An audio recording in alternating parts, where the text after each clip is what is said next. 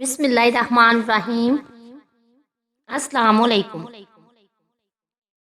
حضرت محمد صلی اللہ علیہ وآلہ وسلم کا فرمان مبارک ہے کہ حضرت محمد صلی اللہ علیہ وآلہ وسلم نے صحابہ اکرام رضی اللہ تعالیٰ عنہ سے دریافت فرمایا کہ کیا تم جانتے ہو کہ مفلس کون ہے؟ تو صحابہ اکرام نے عرض کی جو شخص صاحب مال نہ ہو وہ مفلس ہے۔ تو حضور صلی اللہ علیہ وآلہ وسلم نے فرمایا کہ میری امت کا مفلس وہ ہے کہ جو قیامت کے دن نماز، روزہ، زکوٰۃ جیسے اعمال اپنے ساتھ لے کر آئے گا، لیکن اگر اس کے ساتھ اس نے کسی کو گالی دی ہوگی، کسی پر کوئی بہتان لگایا ہوگا، کسی کا ناحق مال کھایا ہو یا کسی کو ناحق قتل کیا ہو،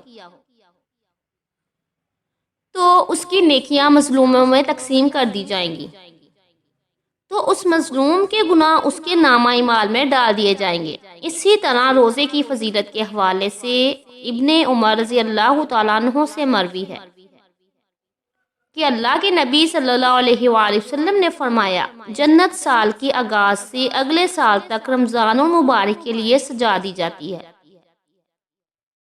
حضرت محمد صلی اللہ علیہ وآلہ وسلم نے فرمایا جب رمضان المبارک کا پہلا دن ہوتا ہے تو عرش کے نیچے سے ایک ہوا چلتی ہے جو جنت کے درختوں کے پتوں سے حورین پر پھیل جاتی ہے۔ بس وہ حورین یہ دعا مانگتی ہے، اے اللہ ہمارے لیے اپنے بندوں میں ایسے شوہر بنا جن سے ہماری آنکھیں ٹھنڈی ہو اور ہم سے ان کی آنکھیں ٹھنڈی ہو۔ قرآن پاک میں اللہ تعالیٰ نے روزے کا حکم دیتے ہوئے ارشاد فرمایا کہ تم پر روزہ فرض کیا جاتا ہے اس لیے کہ تم پرہیزگار بن جاؤ۔ اس آیت کریمہ سے واضح ہو رہا ہے کہ روزے کا نتیجہ تو آدمی کی سمجھ، بوجھ اور اس کے ارادے پر منحصر ہے، نہ کہ صرف روزہ رکھ لینے سے۔ اور جب تک انسان روزے کے اصل مقصد کو حاصل نہیں کر لیتا یعنی تقوی و پرہیزگاری، تب ہی روزہ اس کے لیے فائدہ مند ہے۔ اگر اس نے روزہ رکھ کر پرہیزگاری حاصل نہیں کی تو ایسے کوئی فائدہ حاصل ہونے کی امید بھی نہیں رکھنی چاہیے۔ حضور صلی اللہ علیہ وآلہ وسلم نے اپنی امت کو آنے والے ہر قسم کے فتنوں کے بارے میں نہ صرف خبردار کیا بلکہ مستقبل میں رونما ہونے والے اہم واقعات کے بارے میں بھی آگاہ کیا۔ خاص طور پر ظہور امام مہدی اور خروج دجال سے متعلق واقعات کو تفصیلاً بیان کیا ہے، یہاں تک کہ حق باطل کو ان دونوں اماموں کی ظہور و خروج سے ماہ قبل کے حالات کو تفصیل سے بیان کیا،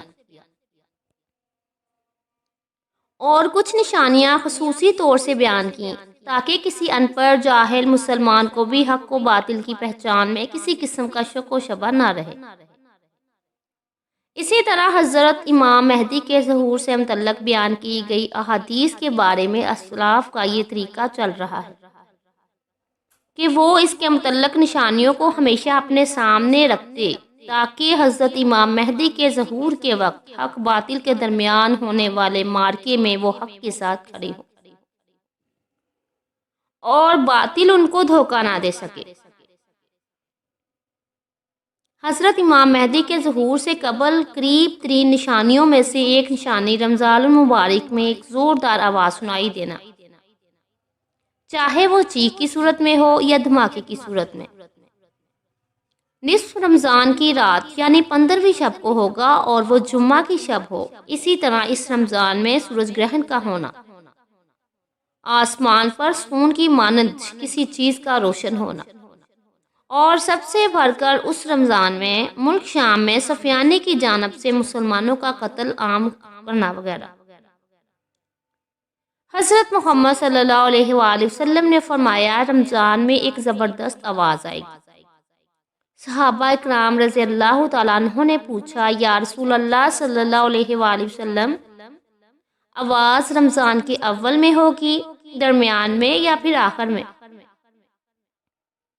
تو حضرت محمد صلی اللہ علیہ وآلہ وسلم نے ارشاد فرمایا نصف رمضان میں۔ جب نصف رمضان میں جمعہ کی رات ہوگی تو آسمان سے ایک زوردار آواز آئے گی جس سے 70,000 لوگ بے ہوش ہو جائیں گے اور 70,000 اندھے ہو جائیں گے اور 70,000 بہرے ہو جائیں گے۔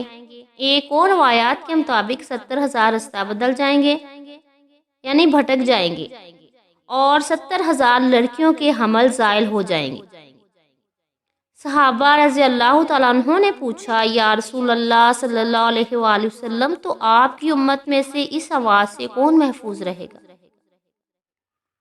تو حضور صلی اللہ علیہ وآلہ وسلم نے فرمایا، جو اس وقت اپنے گھروں میں رہے اور سجدوں میں گر کر اللہ سے پناہ مانگے اور زور زور سے تکبیریں کہیں۔ پھر اس کے بعد ایک اور آواز آئے گی۔ پہلی آواز حضرت جبرائیل علیہ السلام کی ہوگی اور دوسری آواز شیطان کی ہوگی۔ پھر فرمایا کہ واقعات کی ترتیب یہ ہوگی کہ آواز رمضان میں ہوگی، دراصل جنگ کی گینگرج یا شور شرابہ ہوگا، جو کہ شوال کے مہینے میں ہوگی، اور ذی القعدہ میں قبائل عرب بغاوت کرے گی، اور ذوالحج پہ حاجیوں کو لوٹا جائے گا۔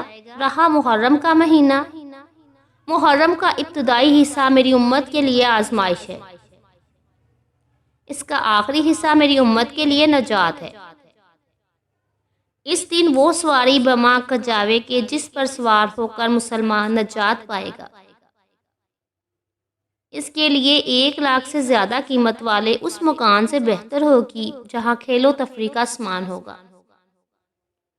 حضرت محمد صلی اللہ علیہ وآلہ وسلم نے فرمایا، رمضان میں ایک آواز سنائی دے گی، شوال میں شور شرابہ ہوگا، اور ذی القعدہ میں قبائل کی باہمی کشمکش۔ اس سال حاجیوں کو لوٹا جائے گا، اور منع میں بڑا کشت و خون ہوگا، بہت سے لوگ قتل کیے جائیں گے۔ وہاں اس وقت خون ریزی ہوگی جبکہ وہ جمرہ عقبہ میں ہوں گے، اور محرم میں ایک ندا دینے والا آسمان سے ندا دے گا کہ جان لو کہ یہ مہدی اللہ پاک کا خلیفہ ہے، اور اس کی سنو اور اطاعت کرو۔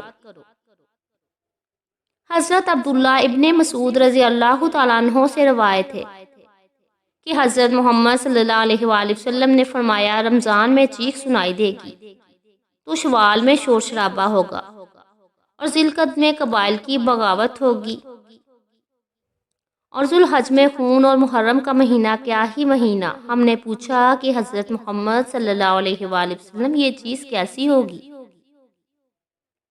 تو حضرت محمد صلی اللہ علیہ وآلہ وسلم نے فرمایا، 15 رمضان المبارک جمعہ کی رات کو دھماکہ ہوگا جو سونے والے کو بیدار کرے گا، کھڑے ہونے والوں کو بٹھا دے گا۔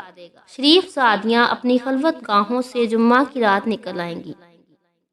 اس سال زلزلے کثرت سے آئیں گے۔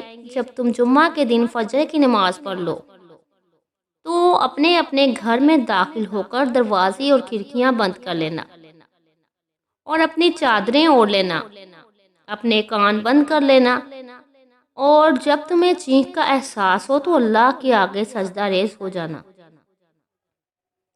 اور یہ پڑھنا کہ پاک ہے وہ ذات جو نقائص سے پاک ہے، تو جو ایسا کہے گا وہ نجات پائے گا، اور جو ایسا نہیں کہے گا وہ ہلاک ہو جائے گا۔ محمد بن علی رحمۃ اللہ علیہ کا قول ہے، 2 نشانیاں ہیں جو زمین و آسمان کی تخلیق سے لے کر آج تک نظر نہیں آئی۔ پہلی، رمضان المبارک کی رات چاند گرہن لگے گا، اور دوسری 15 رمضان کو سورج گرہن لگے گا۔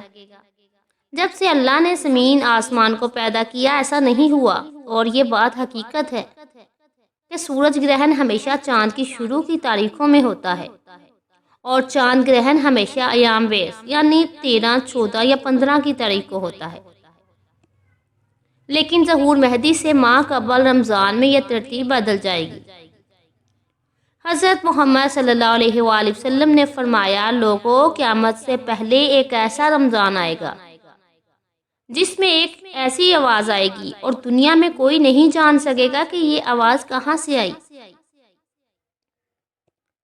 حضرت محمد صلی اللہ علیہ وآلہ وسلم نے فرمایا کہ اگر رمضان میں ایسی آواز سنائی دے جس کا کوئی کھوج نہیں لگا سکا تو پھر 1 سال کا رزق اپنے گھروں میں جمع کر لینا کہاں کی عقل مندی ہے۔